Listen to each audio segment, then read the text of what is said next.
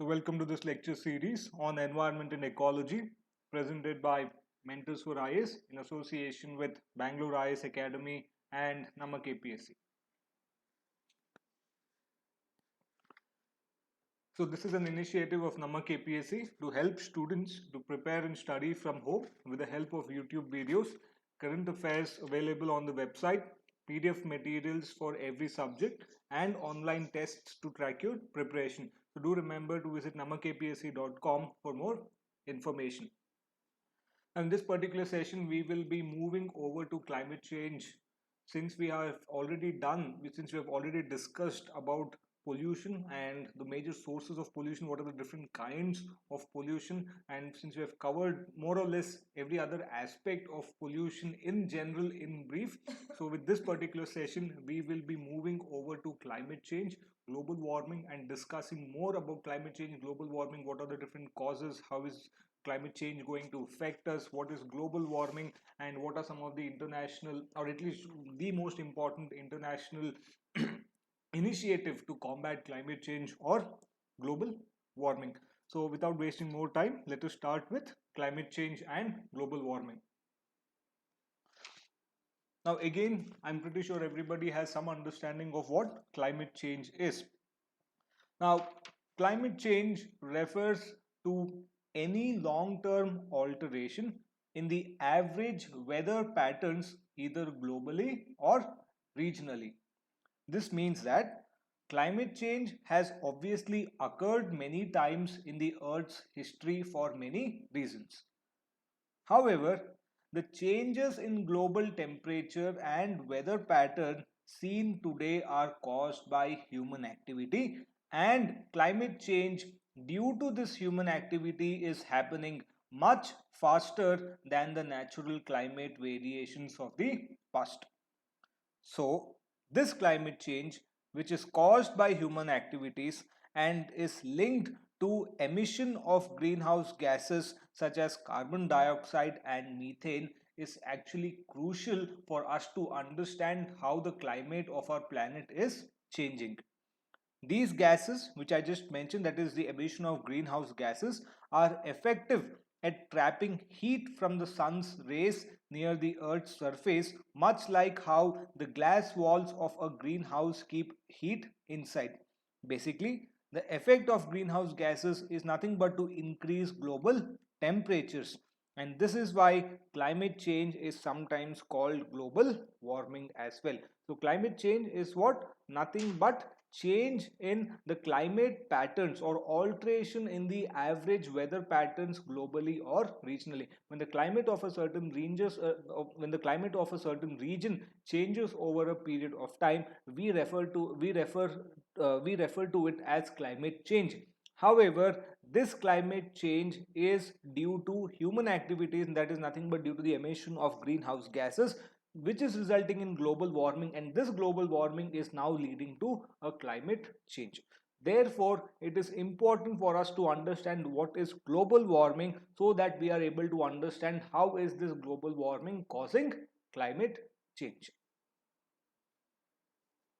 So, what is global warming? Global warming is actually a phenomenon of climate change characterized by a general increase in average temperature of the earth, which modifies the weather, balances, and ecosystems for a long time. It is directly linked to the increase of greenhouse gases in our atmosphere, worsening the greenhouse effect. In fact, the average temperature of the planet has increased by 0.8 degrees Celsius compared to the end of the 19th century, and each of the last 3 decades as of 2020 has been warmer than all previous decades since the beginning of statistical surveys in 1850.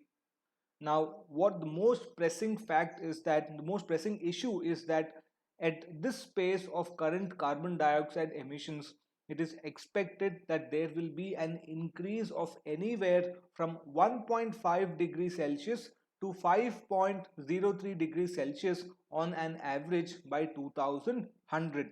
And if no action is taken, it would have harmful consequences to the humanity and the biosphere itself, and major species and life forms on earth may go extinct. I've already discussed about Holocene extinction in one of the previous videos, and this global warming is contributing to this Holocene extinction, where many species will not be able to adapt to the changing climate like humans are able to, and may lead to the extinction or the sixth mass extinction itself.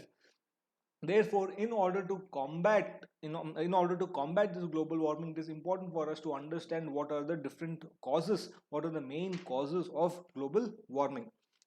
So I'm sure you know what greenhouse effect is. So this greenhouse effect is nothing but a natural phenomenon. However, the increase in greenhouse gases is linked to human activities. Therefore, human activities are mostly the cause of global warming. So what is causing global warming? It is generally human activities. Now, of course, natural reasons can also be responsible for global warming, but the current pace of global warming is especially linked to human activities. So what are those human activities generally responsible for global warming, which is now due to nothing but release of greenhouse gases into the atmosphere? One is fossil fuels. So the combustion of fossil fuels is the major cause of global warming, as it produces carbon dioxide as well as nitrous oxide, which are greenhouse gases and which are able to trap the sun's heat and is not allowing that heat to escape. That's what I have already explained. Second is deforestation. The exploitation of forests obviously has a major role in climate change. Trees help regulate climate by absorbing carbon dioxide from the atmosphere. When they are cut down, this positive effect is lost and the carbon stored in the trees are released into the atmosphere. Once again, carbon dioxide is nothing but your greenhouse gas. Third is intensive farming. Another cause of global warming is intensive farming, where you also have livestock such as cattle and sheep, which produce large amounts of methane when digesting their food, and also fertilizers used in farming produce nitrous oxide emissions, which are also greenhouse gases. These are major greenhouse gases which once again contribute to global warming. So farming, agricultural activities, livestock also cause global warming. Fourth is waste disposal. Waste management methods like landfills and incineration of waste, landfills and incineration of waste emit greenhouse gases and toxic gases including methane that are released into the atmosphere, soil and waterways, contributing to the increase of the greenhouse effect. Therefore, waste management, waste disposal is also responsible for global warming. Fifth is mining. Mining for metals and minerals are also responsible for the emission of lot of pollutants into the atmosphere, resulting in air pollution, and some of these pollutants are once again greenhouse gases which lead to global warming. And finally, we have overconsumption. So this overconsumption also plays a major role in climate change.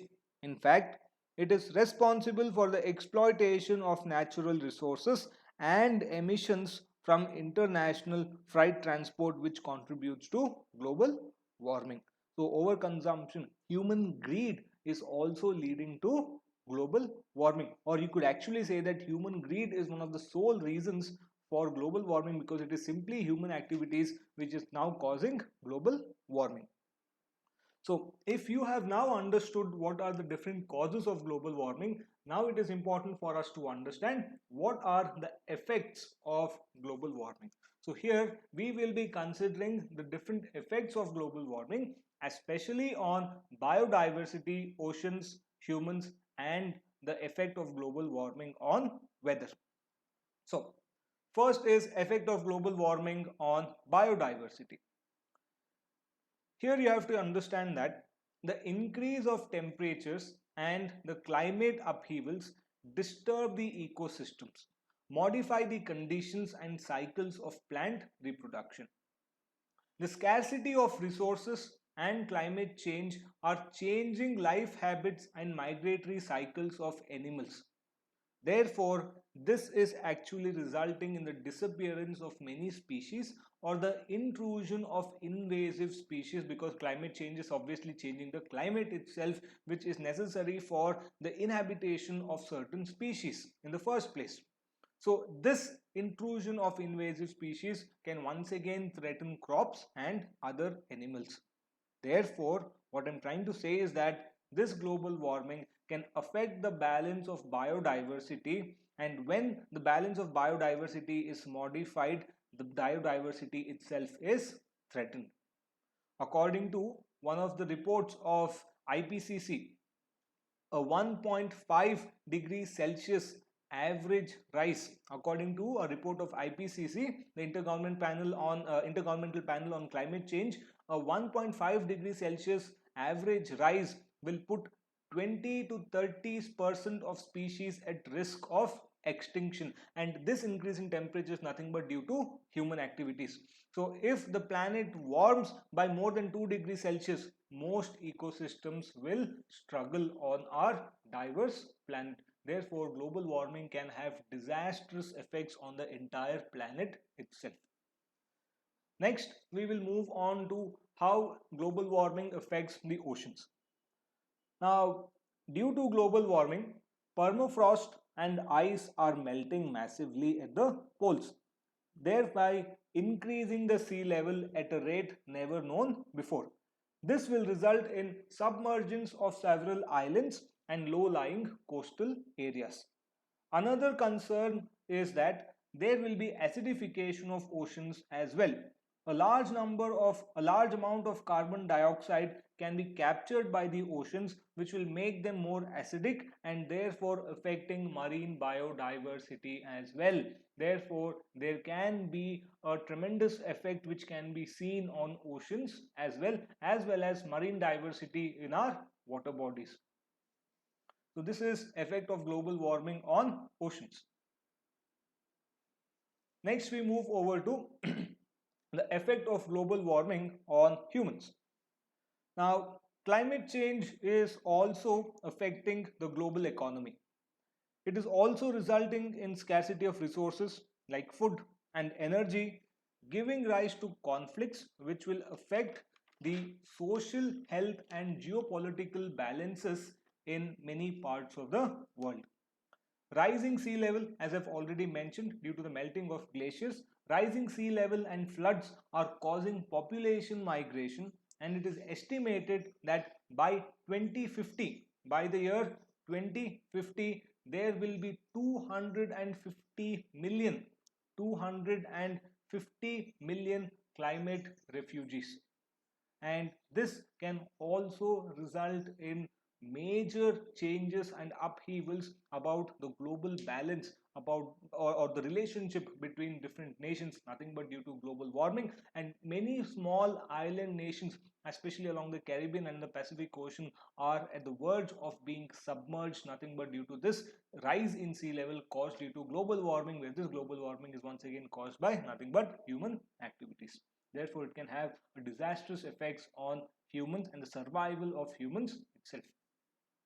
Finally, one another major effect of global warming is on weather. So global warming affects weather and climate, which will result in more droughts and heat waves, more precipitations, more natural disasters like floods, hurricanes, storms, and wildfires. So if the climate itself is going to change, obviously the weather pattern can also change, and these substantial changes to the weather can have or can lead to natural disasters, which will once again affect biodiversity, and these natural disasters can have a huge toll on human life, on human property, and also economic activity. Therefore, combating climate change is actually in the best interest of not only the planet but also, sorry, not only humans but also in the benefit of the entire planet itself. So since we have already discussed the causes of global warming and the effects of global warming, now we will briefly look into how can we prevent global warming. Okay. So these are all very simple measures. These are simple measures where each and every person at an individual level can play a role in combating climate change and preventing global warming. So one is obviously renewable energies. So the first way to prevent climate change is to move away from fossil fuels towards renewable energy and cleaner sources of energy. So if you reduce the combustion of fossil fuels, the emission of greenhouse gases into the atmosphere can be brought down, because emission of greenhouse gases is a major cause for global warming itself, and the combustion of fossil fuels is one of the major sources of these greenhouse gases being released into the atmosphere. Therefore, it is important for us to consider renewable sources of energy rather than continuing to depend on fossil fuels for energy. Next is energy efficiency. See, obviously, if we are going to shift, if we are going to have a shift, and if we are going to move away from fossil fuels, we'll have to move towards renewable sources of energy. Therefore, we have to use clean energy and also reduce consumption of energy. There has to be increase in the efficiency of energy production and also efficiency in the use of energy, so that we can completely rely on renewable sources of energy rather than trying to kind of interdepend on both fossil fuels and renewable sources. There has to be a shift. The shift has to be permanent, and we have to continue to rely only on renewable sources of energy. Next is sustainable transportation.